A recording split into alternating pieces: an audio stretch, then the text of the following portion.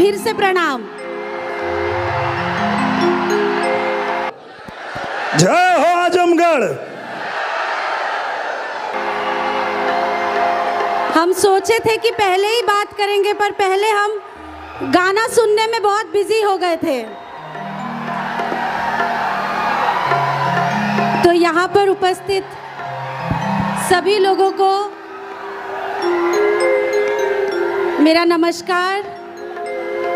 और सबसे पहले मैं हमारी जो यहाँ प्रशासन है उनको धन्यवाद देना चाहूँगी कि इतना अच्छा आजमगढ़ महोत्सव का आयोजन किया गया और आज भोजपुरी नाइट के उपलक्ष्य पर हम सभी कलाकारों को बुलाया गया, इतना सम्मान दिया गया, उसके लिए आप सभी को धन्यवाद।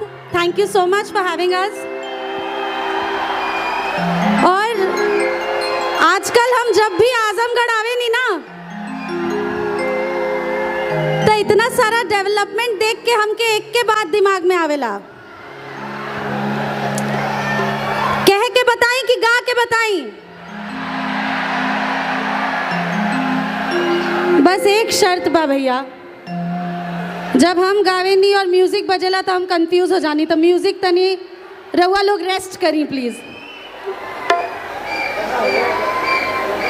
तो जब भी आजमगढ़ आवे नी एक के बात कहे नी, ए राजा हमरा के आजमगढ़ घुमाए दा,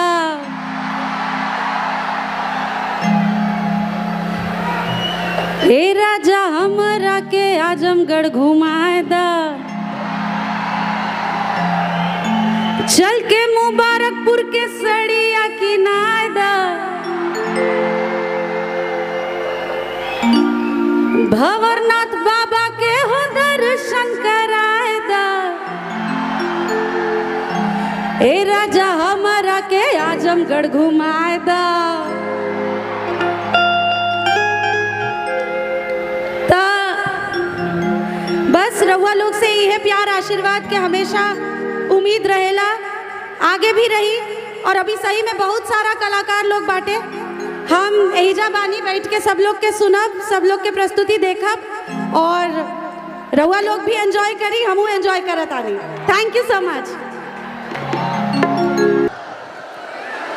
मैं आया हूँ यहाँ धन्यवाद ज्ञापित करने के लिए।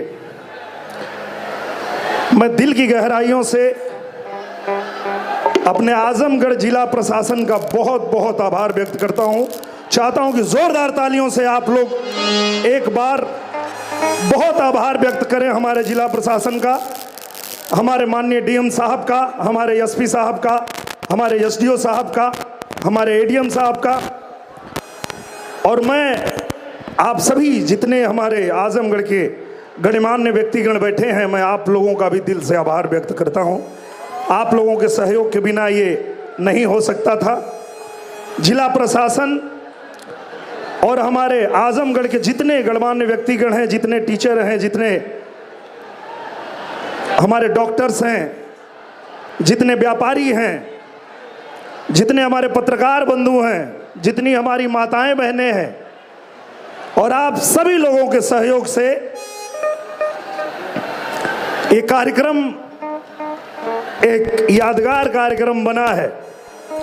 मैं सीडीओ साहब को बहुत धन्यवाद देना चाहता हूं, जिन्होंने बड़ी भूमिका निभाई है। और मैं बस इतना ही कहना चाहूंगा आप लोगों से कि आपने जो आशीर्वाद प्यार एक कलाकार को दे दिया आजमगढ़ ने, मैं तो पहले कलाकार हूं ना, बाद में आपने मुझे सेवक बना दिया आजमगढ़ का। तो एक कलाकार को आपने जो प्यार दिया है उसके लिए मैं आप सब से ये कहना चाहता हूं, ये आपको आशा देना चाहता हूं कि पूरा भोजपुरी के तरफ से देत बाणी दिलासा, पूरा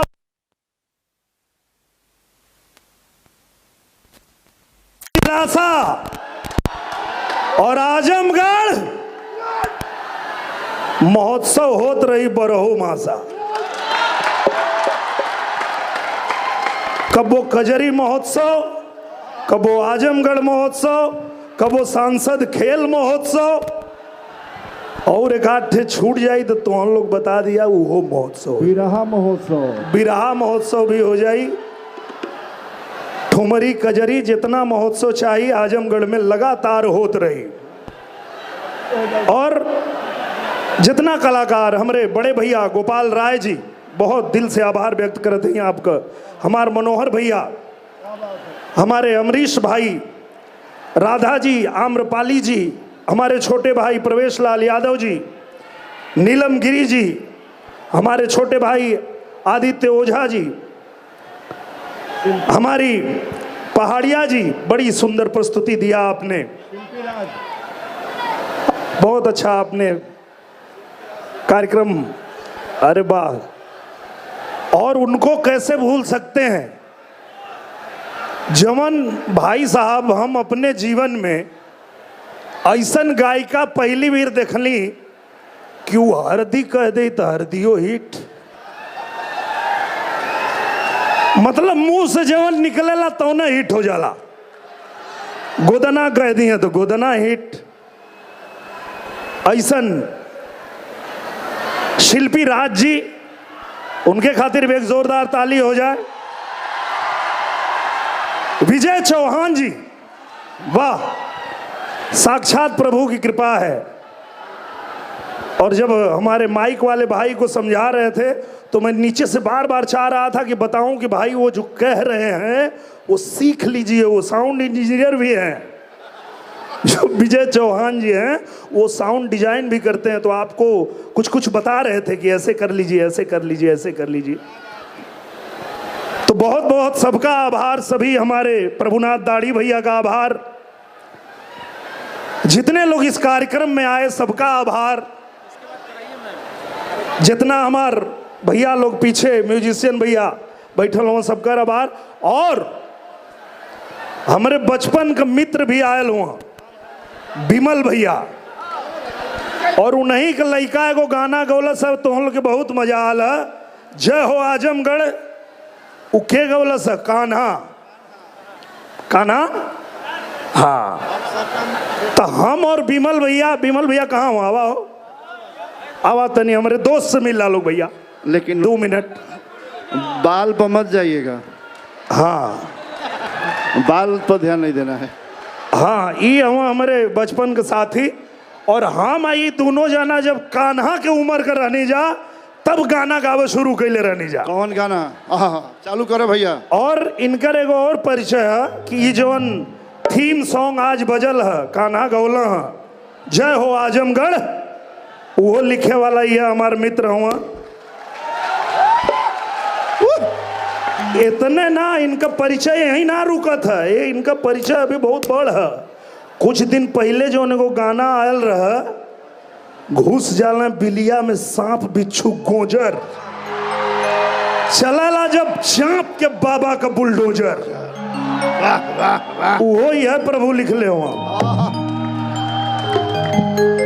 और अब इनका असली परिचय, हम आई दोनों जने जब कान्हा की उम्र का रहनी जा तो हमारे गांव टणवा से सादियाबाद बाजार रहे, इनकरे पास मोटरसाइकिल रहे, हमन दोनों जने बाजारे जाल जा, 3 किलोमीटर दूर बाजार रहे लेकिन तेल खत्म हो जाए। अरे यो बात रहे। और जब तेल खत्म हो जाए तो दोनों भाई वही राजदूत के टंकी में फूंक फूंक के पहुंचल जा बाजारे। वाह वाह वाह। है यार दिनेश, जीवन भर ऐसा ही फूकल जी का है यार। ऐसा फूकाइल की कोनो बात ना भैया, भगवान हुआ, माई का नाम लेहल जाई, गावत रहल जाई, ईश्वर का कृपा होई तो कुछ हो जाई, और ना होई तो टंकी में फूंक फूंक के तो चला ही क्या। बात सही है, है ना, याद है ना। तो हमन दोनों जाने राजदूत के टंकी में फूंकल जा, फिर आधा किलोमीटर जाए तो फिर गुरगुर बंद हो जाए। कहाँ एदा पारी हम फूकली हैं, अब तू फूका। पारी पारा दोनों भाई फूंक फूंक के बाजारे पहुंचल जा, 3 किलोमीटर रहे लेकिन फूंक फूंक के पहुंचल जा। वही उम्र में, जौने उम्र में आज कान्हा है। कान्हा का गाना पसंद आया? जय हो आजमगढ़। तो कान्हा के भी आशीर्वाद डालो और हमारे भैया के भी आशीर्वाद डालो। बैठा भैया, वाह। अब भाई एगो नया गाना के तैयारी करत हूँ के भाई बताइब ना, जब लिख दिए तो इकट्ठे होके गाइब। हाँ ना तो आउट हो जल्दी लिखा भैया होके, समय कम है, जल्दी लिख दाओ के।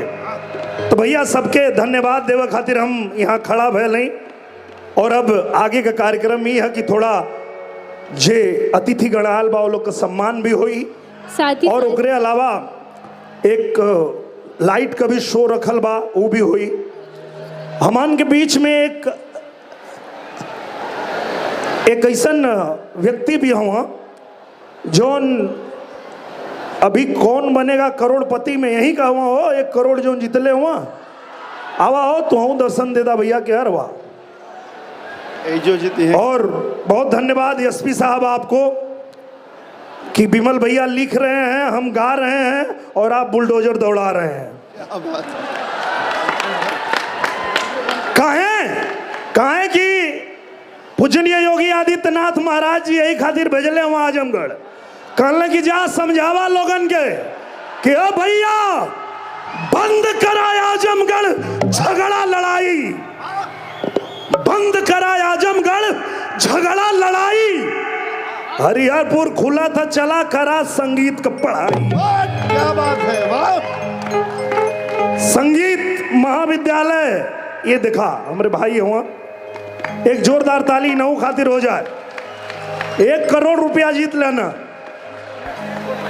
और अमिताभ बच्चन सदी के महानायक ने इनको ये कोट पहनाया था, पहन लाओ के हमके पहरेबा। अरे भैया ऐसा ही पसीना होता। कई पहिला के बाद फिर देवहू के पड़ी का ना, एक पहिरैले के बाद उतारा है, के बाद अमरीश के पहिरावा। अच्छा, माने बारी चेंज होत रही। वाह। तो ई कोट भैया के पहिरेला अमिताभ बच्चन जी, और भैया हमारे सम्मान में यहाँ पहिरेना। आप ऐसा ही जीवन में खाली 1-1 करोड़ जीतत रहा, जीत के थोड़ी आजमगढ़ में भी कुछ कुछ बनावत रहा। चुनावों में काम आई। 23 साल के इतिहास में ये लड़का इकट्ठे जीत के करोड़पति हो गए ना। बहुत बहुत धन्यवाद आपके। आजमगढ़ में कुछ कुछ बनावत रही हाथ ला ही सम्मान कर दी तुम्हारो।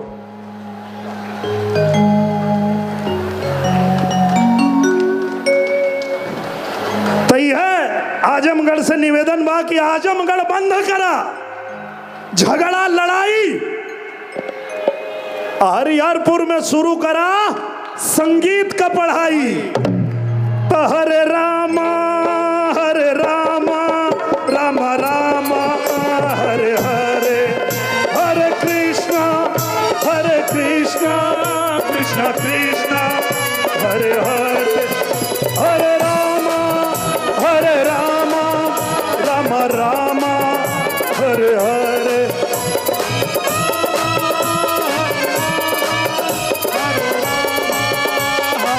रुक जा।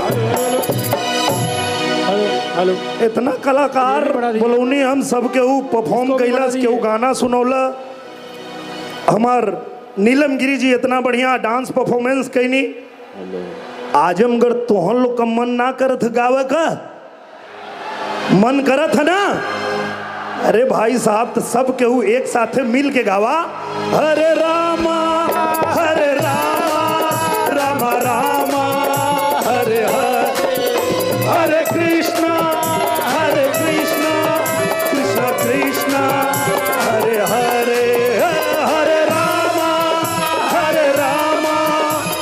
राम हरे हरे, हरे कृष्णा कृष्णा कृष्णा हरे हरे।